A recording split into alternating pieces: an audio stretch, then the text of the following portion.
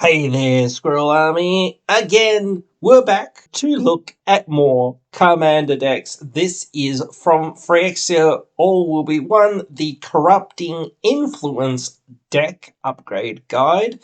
So this is an interesting one that we'll be getting into today and trying to make some changes to it and see what we can do with this deck. But before we do that, we better have a quick look at our commander. So, Ixriel, Scion of Atraxa, 4 mana, total 2/5 in the Abzan colours, flying with Vigilance and Toxic 2. So it has at the beginning of your end step, each opponent who has 3 or more poison counters, exile the top card of their library face down. You may look at and play those cards for as long as they remain exiled, and you may spend mana as though it were mana of any color to cast those spells. So we're giving our opponents a little bit of poison, just a little bit of poison, and then we're stealing their stuff. So that's the idea that I think we want to lean into with this deck. It wouldn't be what I would lean into with this deck, I suppose, for me personally, but that's just the way that I like to do things, because I always find that it gets way too confusing when you get opponents' things and whose was this and what was whose and whatnot. These cards always get lost and whatnot, so I don't really like this strategy personally, but that's just me. I know a lot of people like this strategy because they think, oh, I'll get cool things from my opponents because my opponent's playing cool things. But I do think that deck needs to do more than just steal our opponent's things, because, again, we can very easily whiff on getting our opponent's things and whatnot, so we need other backup plans and whatnot to be able to win the game within our own deck as well, not just have to rely on what our opponents are doing. But again, we will have to be able to steal enough things from our opponents and do these things. But we do also have to actually give each of our opponents some poison. So that's one of those things that we actually have to do as well. So being able to get as much poison onto our opponents as quickly as possibly, especially when this is already on the field and it's the beginning of your end step.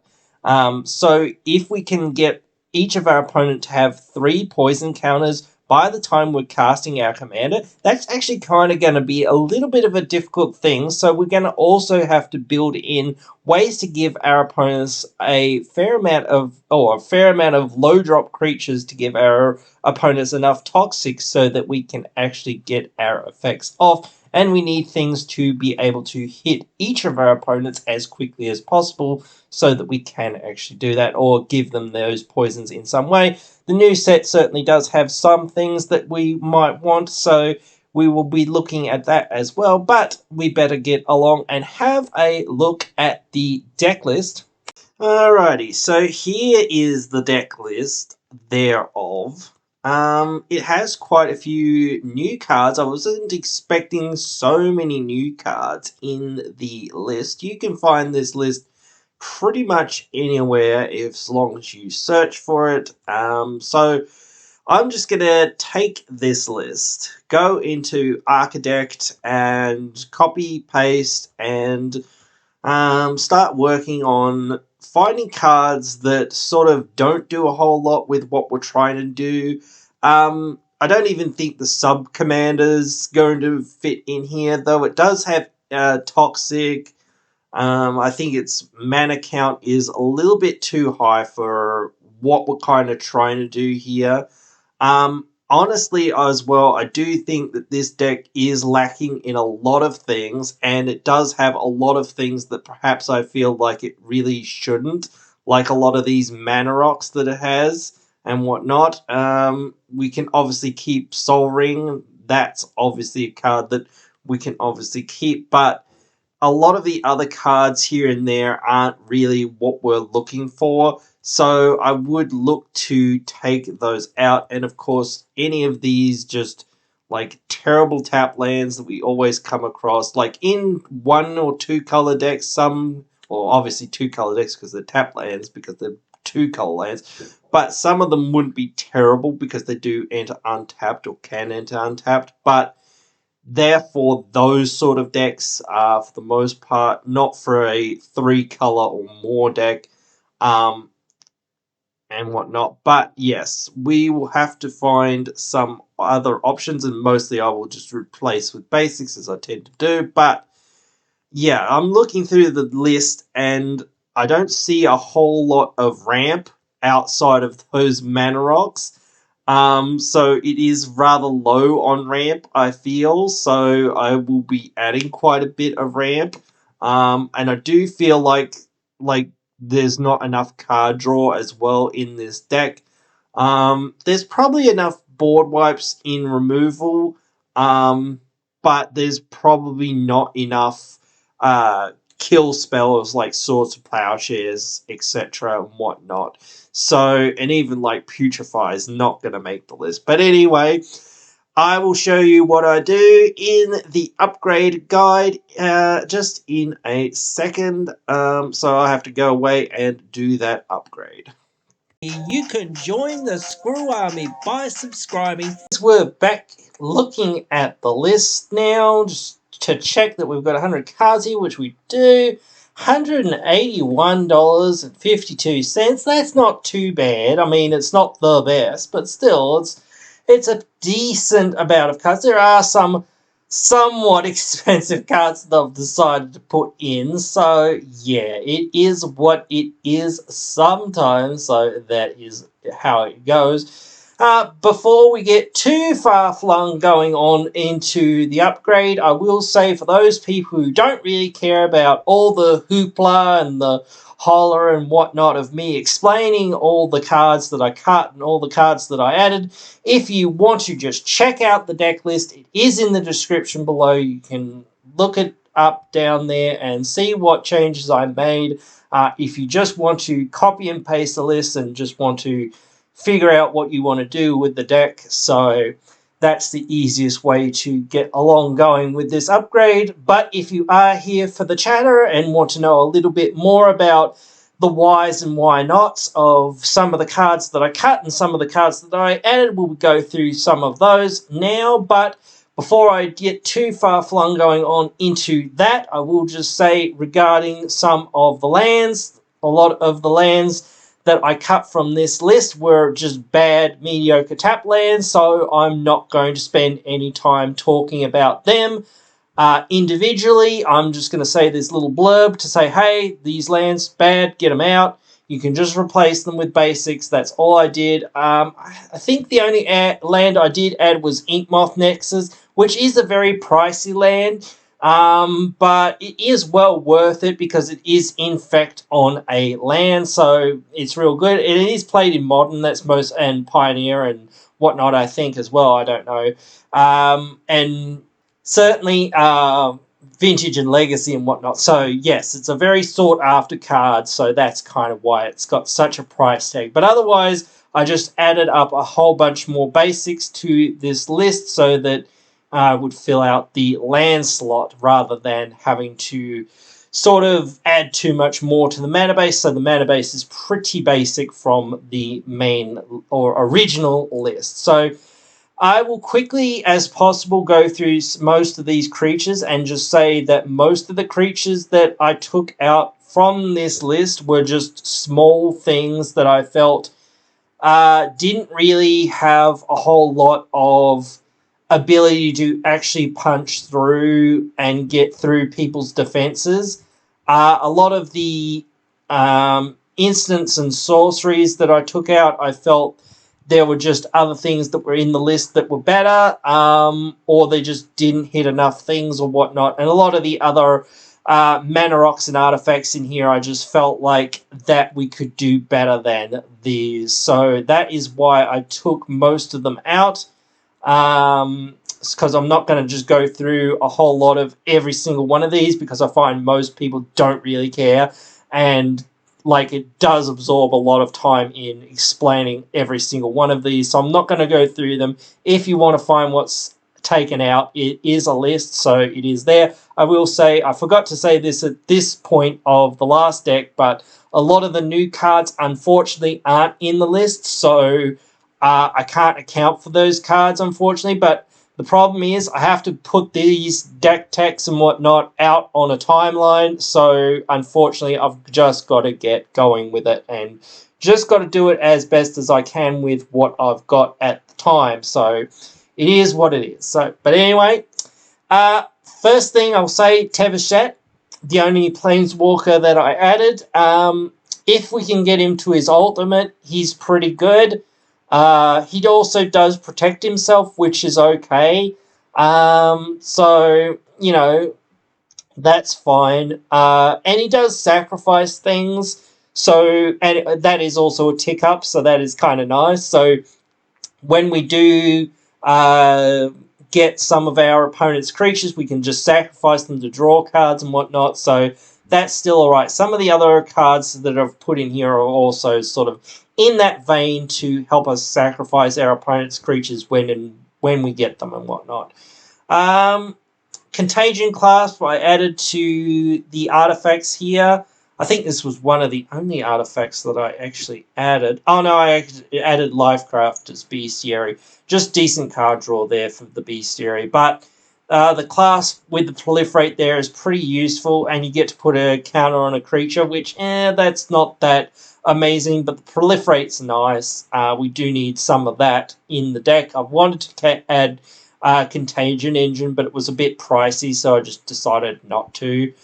Enchantments, I put Beastmaster Ascension so that some of our smaller creatures that deal 1 or 2 infect or whatnot deal more infect when we do hit with them, so that'll be very useful, and it'll buff up our other things later on, and it'll also buff up the creatures that we steal, so I thought it's all round pretty darn good. Cunning Rhetoric, if an opponent attacks us or one of our Planeswalkers, we get to steal the top card of that player's library, so that's pretty darn useful. Deters people slightly from attacking us, but it also works with our theft plan. Evolutionary Leap, we can sacrifice a creature. Mostly we're going to sacrifice creatures that we steal from other people's to reveal the top cards of our library and to reveal a creature card and put it into our hand and put the rest on the bottom in a random order. So that's pretty good to just essentially tutor down the top for our next creature.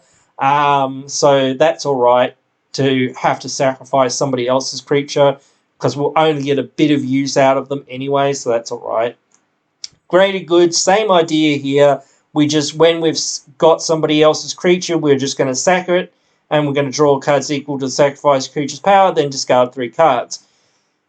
Yeah, discarding 3 cards isn't the best thing, but we'll probably draw a whole bunch of lands and that. We probably aren't going to be able to do a whole lot with those lands most of the time, so we can just discard some of those lands, probably. So that's alright, plus again, we're getting that card advantage. Guardian Project, one of the more expensive cards as well that I've put in here, but it's so good because, again, whenever a non-token creature enters the battlefield under our control, that's the key word here, because when we play our opponent's creatures, for the most part, or steal our opponent's creatures, they're going to enter our battlefield. We're not going to do... Well, we might cast some of them, but we're not going to cast all of them, so it's going to draw us cards no matter what we're mostly doing, so that's really useful. And Perilous Forays was the last one. You can sacrifice a creature to search your library for land card, basic land card, put it into the battlefield tapped, and then shuffle your library. So again, we're getting benefits out of killing our opponent's creatures that we steal eventually. Let's look through the sorceries. Farseek I added, just searches for a plains, island, swamp, or mountain.